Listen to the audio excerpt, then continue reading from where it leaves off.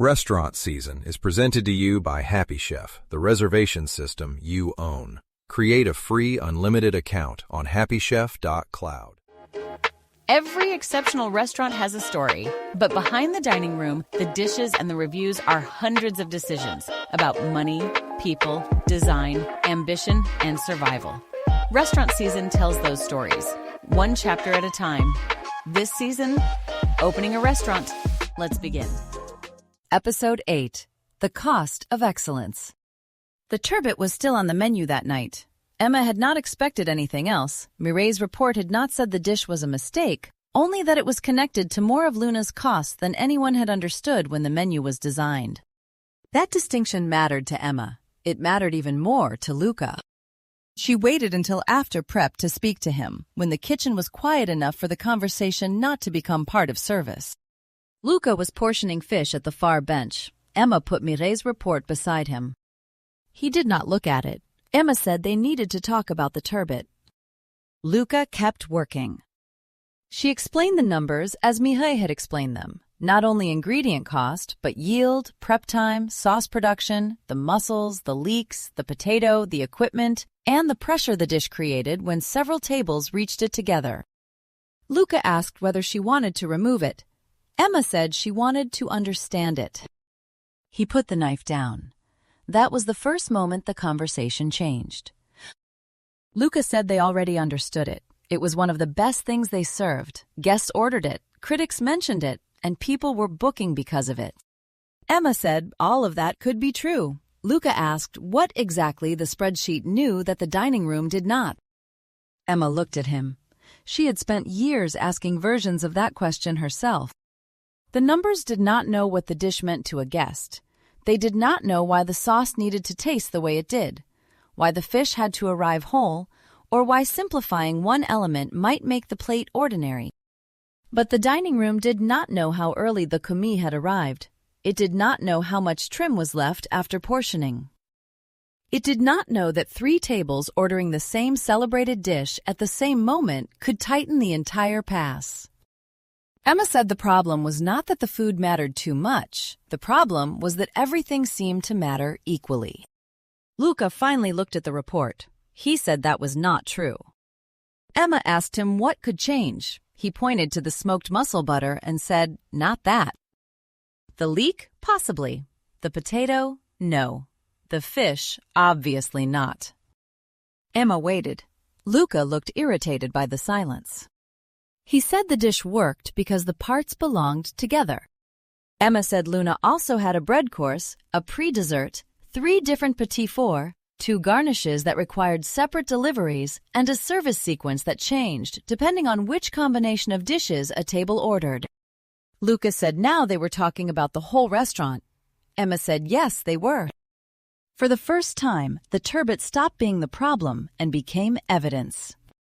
Over the next 2 days, Emma and Mireille rebuilt the menu with Luca beside them. Not recipes, consequences. They listed each dish, then what it required before it reached the guest. Hours of prep, number of components, dedicated equipment, separate suppliers, shelf space, refrigeration, last-minute work, and the number of times a cook had to touch it during service. Some dishes looked exactly as expected. Others did not. A small starter with modest ingredient cost required 4 separate preparations and a supplier used by nothing else on the menu. One garnish occupied a dehydrator overnight. A sauce used on only 1 plate required a cook to begin it before staff meal. The bread course guests loved required 3 different batches across the week because the kitchen did not have enough storage to produce it all at once. None of those things was absurd.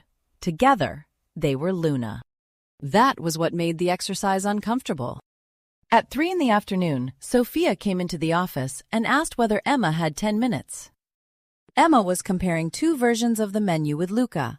She asked if it could wait until after service. Sophia said yes. At 4:20, one of the senior servers, Elena, knocked on the open door. She had been with Luna since the first full training day and had become one of Sophia's most reliable people. She knew the wine sequence, caught reservation notes before they became mistakes, and rarely needed Emma to tell her anything twice. Emma asked if everything was all right. Elena said yes, she only wanted to check something about next week's rota. Emma looked at the clock. She told her to send it to Sophia and promised they would look at it later. Elena said fine. She left. Luca moved the menu back in front of Emma. By 5, they had found 3 changes that looked easy. The first was not easy. A garnish disappeared from one starter. It saved only a small amount of money, but it removed a supplier, a container from the walk-in, and 20 minutes of prep each day. Luca disliked the plate without it. Emma preferred it with the garnish too, and they removed it. The second change simplified the bread course, not the bread itself, the number of breads. Luca had wanted 3 because each did something different. Emma had loved that, and guests mentioned it. The team also spent hours every week producing, storing, warming, explaining, and clearing it. They reduced it to 2. The third decision was the turbot. Luca would not remove it, and Emma did not want to. Mireille said removing it would not solve the whole problem anyway. So they changed the way it was served. One component moved to another dish where the prep could be shared. The potato changed to a preparation the kitchen could produce more consistently, with less last-minute handling. The portion price increased slightly. Most importantly, Luca agreed to cap the number available each night. He hated that part. If 16 guests wanted the turbot and Luna had prepared 12, 4 guests would be disappointed. Emma hated it too. Luca said a restaurant should not run out of the dish people came to eat. Emma said a restaurant should also not build the entire evening around the possibility that everyone might order it. Neither of them spoke for a while. Then Luca said 12. Emma asked if he was sure. He said no. 12. The first night with the revised menu was Thursday. Emma watched the dining room more closely than usual. Nobody complained about the missing garnish. One regular noticed the bread course had changed and said they preferred the new second bread. That annoyed Luca more than criticism would have. The first 6 orders of turbot arrived steadily. Then 4 came at once. The pass tightened, but not as badly as before. At 9:14, the 12th portion sold. The host marked it unavailable. At 9:26, a table asked for it. The server apologized and recommended another dish. Emma saw the guest hesitate. For a moment, the compromise felt enormous. Then the guest ordered the duck. Service continued. Nothing collapsed because one person could not have the turbot. That should have been obvious. It did not feel obvious until Emma watched it happen. After service, Luca tasted the revised potato again. He said the old one was better. Emma said she knew. He asked whether that bothered her. Emma said yes. Then she asked whether the new one was good enough to belong at Luna. Luca did not answer immediately. He took another bite. Yes, not the same, but yes. Emma nodded.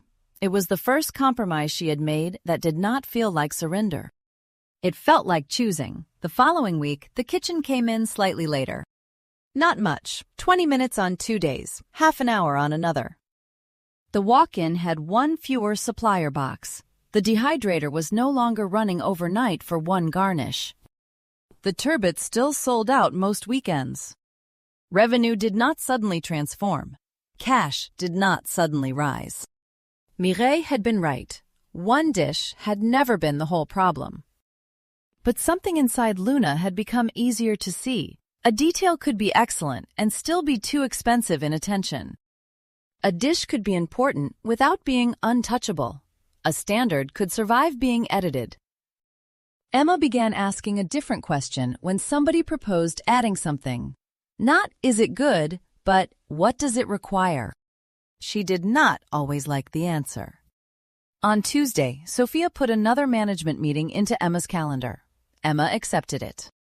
On Wednesday, she moved it by an hour because a supplier needed to see her. On Thursday, she moved it again because Daniel could only meet before service. On Friday, Sophia canceled the invitation. Emma noticed the notification while she was talking to Luca about prep hours. She meant to ask why. Then Elena made a mistake on table 11. It was a small one. A guest who had asked for sparkling water received still. Sophia corrected it before the guest complained. Emma saw the exchange from across the room. Elena looked tired. Later, Emma found her polishing glasses alone near the service station. She asked if everything was okay. Elena said she was fine. Emma asked if she was sure. Elena smiled and said yes. Emma believed her. The next night, Elena arrived 3 minutes late. It was the first time Emma could remember. Sophia said nothing during briefing. During service, Elena asked Sophia to approve a simple table move she would once have made herself. Sophia told her to decide. Elena moved the table. Emma saw none of it. She was in the kitchen with Luca, testing whether the revised turbot could be fired more cleanly for 3 tables at once. It could. That night was one of Luna's best services. 44 covers, strong wine sales, no significant delays. The kitchen finished earlier than the week before. Emma stood at the pass after the last dessert and looked at Luca. He looked exhausted, but pleased. She told him the changes were working. Luca said some of them. Emma smiled. That was enough. After service, she went through the dining room correcting chairs before the cleaners arrived. Sophia was sitting at table 6. There was no laptop in front of her, no reservation sheet, no service notes. Emma asked if she was waiting for someone. Sophia said yes. Emma sat down. For a few seconds, the only sound came from the kitchen. Then Sophia told her Elena had resigned.